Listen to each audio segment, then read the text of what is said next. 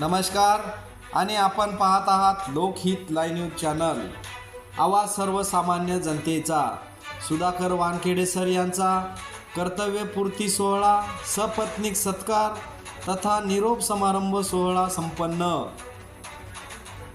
उमरखेड येथील राजस्थान भवनमध्ये शुक्रवार दिनांक 31 मे 2024 रोजी कर्तव्यपूर्ती सोहळा निमित्त श्री सुधाकर देवराव वानखेडे, सहाय्यक शिक्षक श्री तेजमल गांधी, कृषी महाविद्यालय ब्राह्मणगाव यांचा सपत्नीक सत्कार तथा निरोप समारंभ सोहळा संपन्न झाला।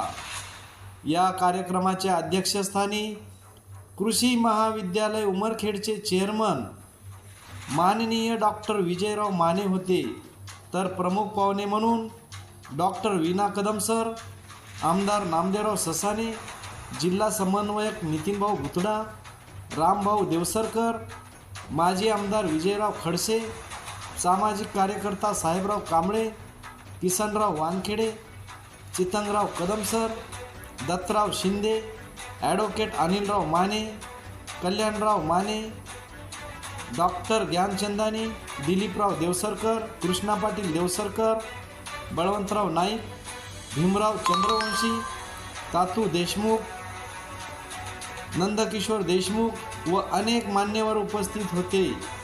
मंचावरील सर्व मान्यवरांनी प्रतिमेचे दीप प्रज्वलन करून सत्कार मूर्ती श्री सुधाकरराव वानखेडे सर यांचा सहपत्नीक शाल, श्रीफळ, पुष्पगुच्छ देऊन सत्कार केला। मान्यवरांनी वानखेडे सर यांच्या जीवनचरित्राबद्दल माहिती दिली व त्यांच्या कार्याबद्दल स्तुती केली।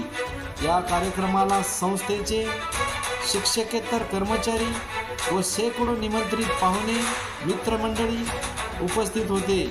या कार्यक्रमाचे सूत्रसंचालन प्रवीण सूर्यवंशी सर यांनी केले, तर आभार प्रदर्शन बालाजीराव वानखेडे यांनी केले। लोकहित लाईव्ह न्यूजसाठी विजय कदम। एक औपचारिकता म्हणून, एक फॉर्मॅलिटी म्हणून आपण ती पाळतो।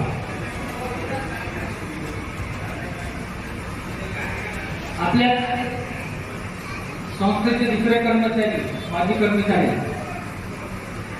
सन्माननीय सीताराम सर, ते शिवाजी शिक्षण संस्थेचे कर्मचारी होते आणि तिथून त्यांनी राजीनामा दिला, एका वेगळ्या क्षेत्रामध्ये आले आणि आमच्या संस्थेची काय खासियत आहे ते माहीत नाही, परंतु त्या क्षेत्रामध्ये गेले तिथेही त्यांनी निवृत्त होण्याची एक सवय, एक संस्कृती त्यांनी लोकांना पाळली की आपण काहीतरी कधीतरी सोडलं पाहिजे।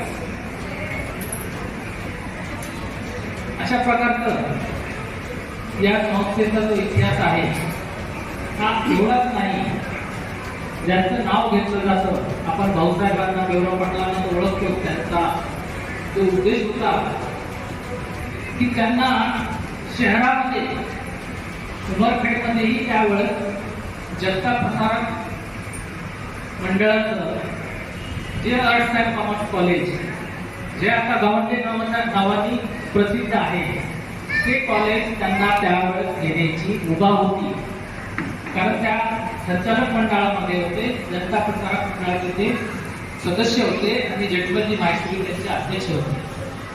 तर त्यावेळेस त्यांनी ते शहरामधला कॉलेज शिक्षण संकुल उभं केलं आणि म्हणून त्यांनी समाजाचं परिवर्तन करण्यामध्ये यश त्यांना आलं आणि म्हणून ते गाव आज उभं राहिलेलं आहे। या ठिकाणी अशा विशेष त्यांनी कामं करणं आणि त्यांच्या सूचनेमध्ये, त्यांच्या आदेशामध्ये मला राहण्याची, वावरण्याची त्या ठिकाणी संधी मिळाली आणि म्हणून त्यांच्या सूचनेचा प्रामाणिकपणे, अतिशय आदराने मी त्या ठिकाणी स्वीकार करून त्या माझ्या कामामध्ये मी सरांनी, जसं वीणा कदम सरांनी म्हटलं की काय फुकट काम केलं नाही, पगार आम्हाला मिळालेला नाही, परंतु सरांनी म्हटलं की एक वाक्य फार महत्वाचं आहे, पगार जरी मिळत असला तरी त्या पगारातून प्रामाणिकता आपल्या वागण्यामध्ये, कृतीमध्ये स्वीकारलेली जबाबदारी आपण निमूटपणे पार पाडली पाहिजे आणि त्या दिशेनं मी काम करण्याचा प्रयत्न केला आणि त्याचंच फलित की काय एक सर्वसाधारण सामान्य कुटुंबातला मी व्यक्ती, परंतु आपण एवढे जण मंडळी माझ्या कामाचं कौतुक करण्यासाठी या ठिकाणी मला शेवटचा एक नोकरीतला शेवटचा दिन माझा साजरा करण्यासाठी आपण या ठिकाणी उपस्थित झाला.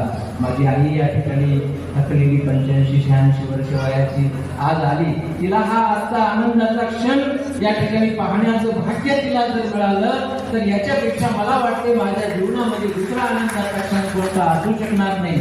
गेल्या 2-3 महिन्यापूर्वी आदरणीय डॉक्टर विनायक कदम सरांनी यमुना ज्ञान विज्ञान संस्कृती पीठाच्या मार्फत त्यांनी एक संस्था रजिस्टर केली आणि त्या संस्थेच्या माध्यमातून माझा कर्तव्यनिष्ठ पुरस्कारासाठी निवड करून माझं कौतुक केलं.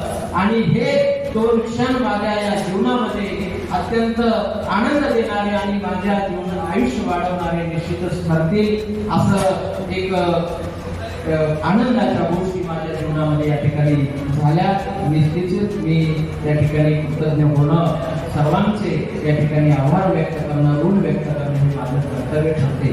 खूप काही गोष्टी आहेत. काम करत असताना स्वर्गीय तेजमलजी गांधींनी भाऊसाहेबांवर विश्वास करून पै न पै जमा केलेला कोणालाही रुपया सोडला नाही व्यवहारामध्ये तेजमलजी गांधींनी, परंतु त्या ठिकाणी जमा केलेली प्रॉपर्टी तांब्या घेऊन गडवा घेऊन आलेला माणूस 50-60 एकर जमीन त्या गावामध्ये स्वकष्टाने मिळवली आणि ती सर्व जमीन त्यांनी भाऊसाहेबांवर विश्वास करून या गावासाठी तू काही करशील तर तुम्हाला मी हे द्यायला तयार आहोत. त्यांच्या शब्दावर विश्वास ठेवून भाऊसाहेबांना ते दिलं आणि भाऊसाहेबांना तितक्याच ताकदीनं ती सर्व शक्ती ते सर्व धन त्याच गावासाठी त्या ठिकाणी लावलं आणि श्री तेजमल गांधी शिक्षण संकुल उभं करून हजारो लोकांच्या लेकरांचा कायापालट त्या ठिकाणी करण्यामध्ये यशस्वी झाले.